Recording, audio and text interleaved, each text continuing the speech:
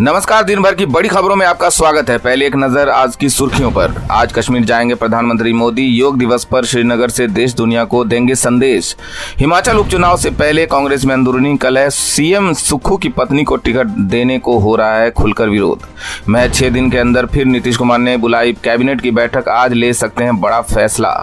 हरियाणा में फिर गर्मा जाएगी सियासत। कांग्रेस विधायक आज राज्यपाल से मुलाकात कर करेंगे फ्लोर टेस्ट की मांग। वित्त मंत्री आज करेंगे इंडस्ट्री के लोगों के साथ प्री बजट बैठक जुलाई के दूसरे पखवाड़े में संसद में पेश की जाने की संभावना। उड़ीसा में नवनिर्वाचित विधायकों ने ली शपथ। 20 जून को होगा विधानसभा स्पीकर का चयन। शिक्षा मंत्रालय का बड़ा फैसला। यूजीसी नेट परीक्षा रद्द करने का ऐलान। सीबीआई जांच कराने की घोषणा। झारखंड में भी होगा जातीय सर्वेक्षण। विधानसभा चुनाव को देखते हुए चंपई सरकार का बड़ा फैसला। जम्मू कश्मीर के बाली तिरछी वन क्षेत्र में भड़की आग। 2 घर जलकर राख।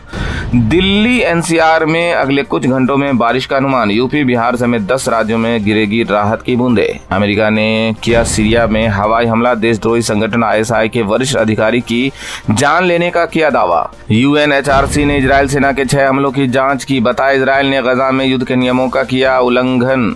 लाल सागर में नहीं रुक रही हूती देशद्रोहियों की दहशत। अब एक और जहाज को डुबोया। मिसाइलों से किया हमला। चिनजियांग में ईगन मुसलमानों के खिलाफ अत्याचार के बाद चीन की नई चाल। अब इस्लामी टर्म वाले गांवों के नाम में कर रहा है बदलाव। हज यात्रा के दौरान 665 लोगों की गई है जान। 60 से अधिक भारतीयों की गई जान।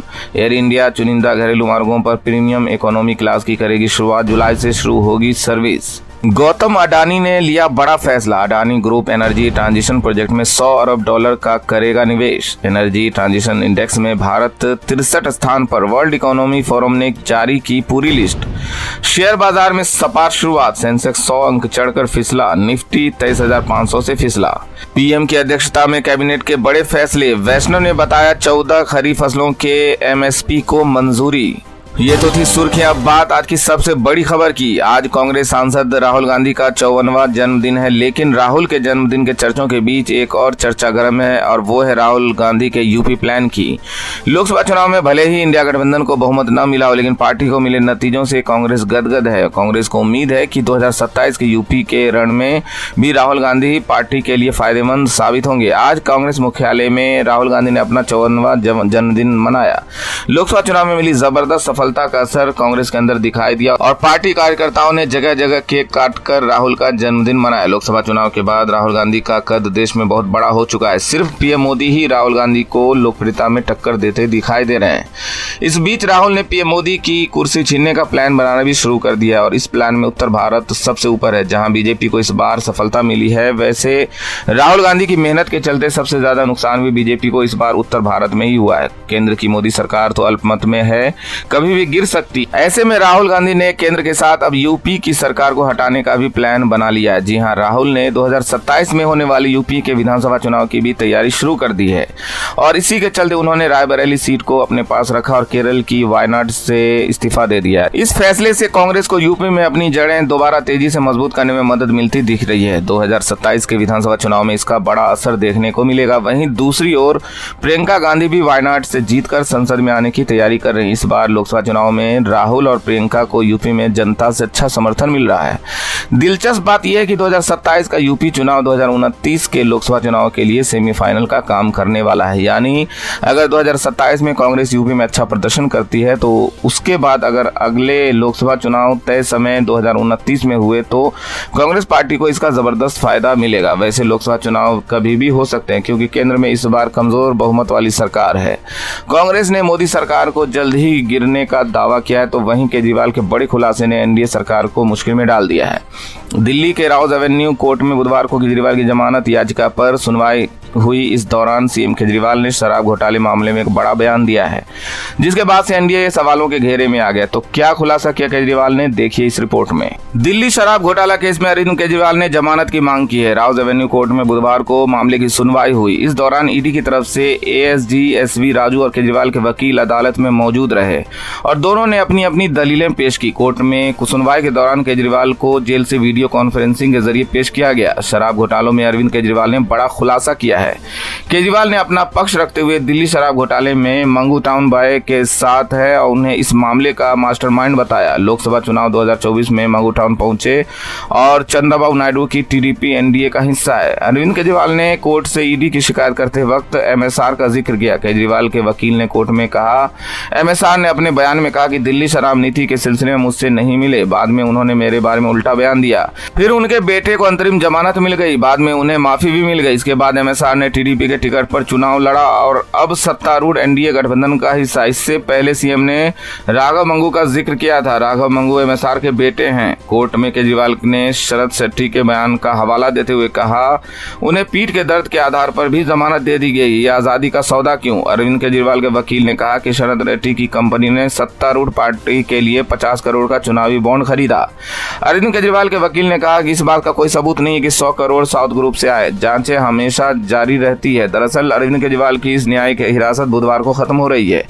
राउज एवेन्यू कोर्ट ने उनकी हिरासत बढ़ा दी है, जिसके बाद अब वो 3 जुलाई तक जेल में रहेंगे। एक तरफ केजरीवाल के खुलासे ने बीजेपी की नींद उड़ा दी है, तो वहीं कांग्रेस ने एनडीए को झटका देने की पूरी तैयारी कर ली है। प्रोटेम स्पीकर का पद भी कांग्रेस के खाते में जाता दिखाई दे रहा है। इस बार वैसे भी स्पीकर चुनाव में बीजेपी फंसी हुई है। ऐसे में प्रोटेम स्पीकर का पद बहुत महत्वपूर्ण हो गया है। तो क्या है पूरा मामला, देखिए इस रिपोर्ट में।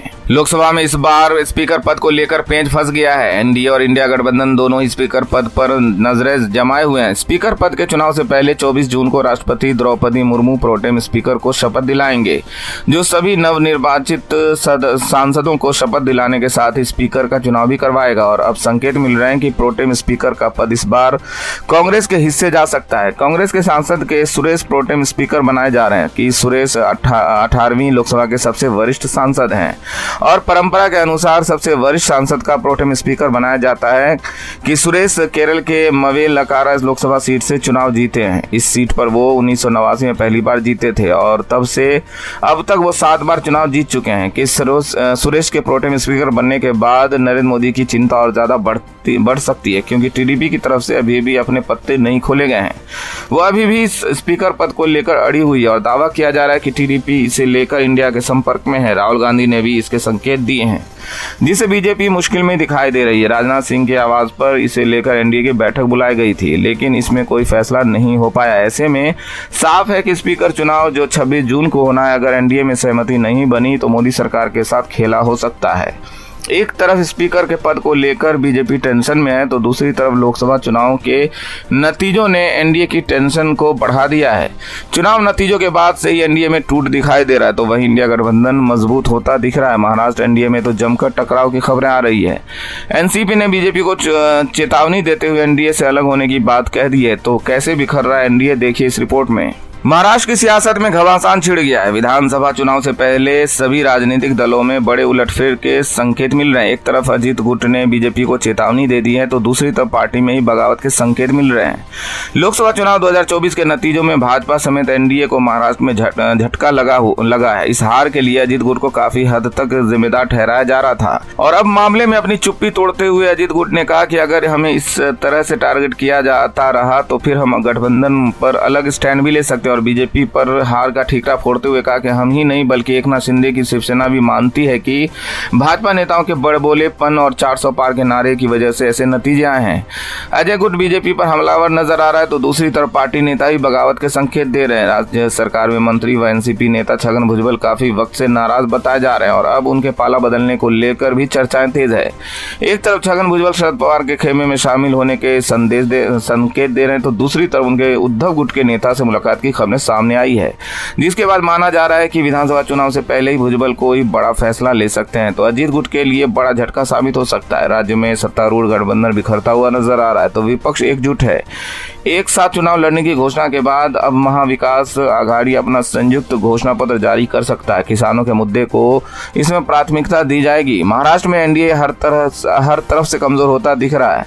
इस वक्त हरियाणा सरकार भी संकट में नजर आ रही है। हरियाणा में बीजेपी की सैनी सरकार अल्पमत में है। इस बीच कांग्रेस ने सीएम सैनी के इस्तीफे की मांग की है और अब खबर है कि कांग्रेस विधायक जल्द ही राज्यपाल से मुलाकात करने वाले हैं। देखिए ये रिपोर्ट। हरियाणा में बीजेपी की सरकार अल्पमत में और अब खबर है कि हरियाणा कांग्रेस के विधायकों का प्रतिनिधिमंडल 20 जून को राज्यपाल से मुलाकात करने वाले हैं। हरियाणा कांग्रेस राज्यपाल से फ्लोर टेस्ट की मांग करेगी। आपको बता दें कि पिछले दिनों 3 निर्दलीय विधायकों के साथ समर्थन वापस लेने के बाद से नायब सिंह सैनी की बीजेपी सरकार अल्पमत में आ गई है, जिसके बाद से सैनी सरकार पर लगातार खतरा मंडरा रहा है। इस बीच हरियाणा सरकार को गिराने के लिए कांग्रेस को बाहर से समर्थन देने का खुला ऐलान करने वाले जेजेपी के दुष्यंत चौटाला ने अब हरियाणा के राज्यपाल को एक चिट्ठी लिखकर विधानसभा का सत्र बुलाकर फ्लोर टेस्ट कराने की मांग की है।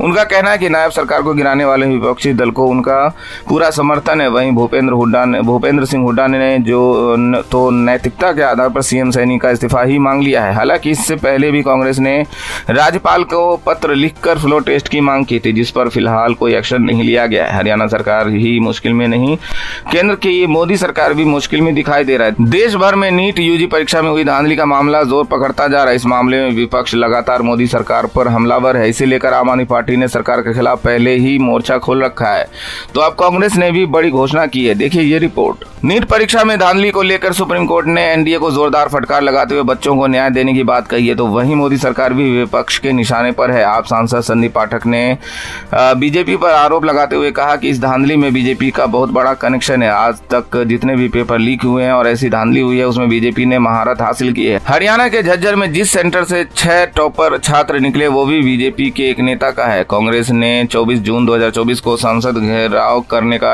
ऐलान किया।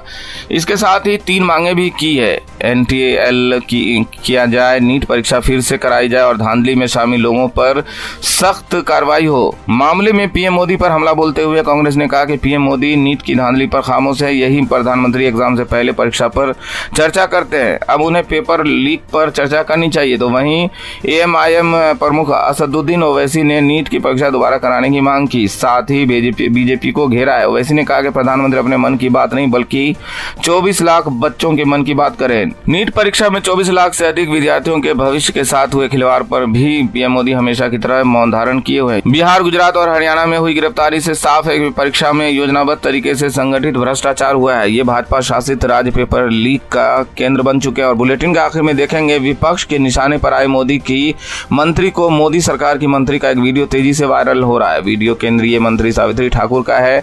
वीडियो में देखा जा रहा है कि केंद्रीय मंत्री को मोदी सरकार का स्लोगन लिखने में मशक्कत करनी पड़ रही है, जिसे लेकर उन्हें सोशल मीडिया पर ट्रोल किया जा रहा है। देखिए ये रिपोर्ट। सोशल मीडिया पर मोदी सरकार की मंत्री का वीडियो जमकर वायरल हो रहा है। वीडियो में देखा जा सकता है कि केंद्रीय महिला एवं बाल विकास राज्य मंत्री श्री ठाकुर को अपनी ही सरकार के स्लोगन बेटी बचाओ बेटी पढ़ाओ लिखने में खासी मेहनत करनी पड़ रही है और आखिरकार वो कुछ ऐसा लिख बैठती है जो पढ़ने वालों को समझ ही नहीं आ रहा। जरा आप भी देखिए ये वीडियो। इस वीडियो के सामने आने के बाद मोदी सरकार की मंत्री सोशल मीडिया पर ट्रोल हो रही है, तो इसको लेकर कांग्रेस ने इसे दुर्भाग्यपूर्ण बताया। वहीं एक यूजर ने लिखा कि मोदी तेरे राज में उल्टी देखी रीत, अनपढ़ ढोंगी राज करे, शिक्षित मांगे भीख। ट्रोलिंग से हटकर अगर इस वीडियो की गंभीर पक्ष की बात करें तो इससे मोदी सरकार के मंत्रियों की काबिलियत पर सवाल खड़े होते हैं। तो आज इस बुलेटिन में इतना ही। आप देखते रहिए आरटीवी न्यूज हिंदी। नमस्कार।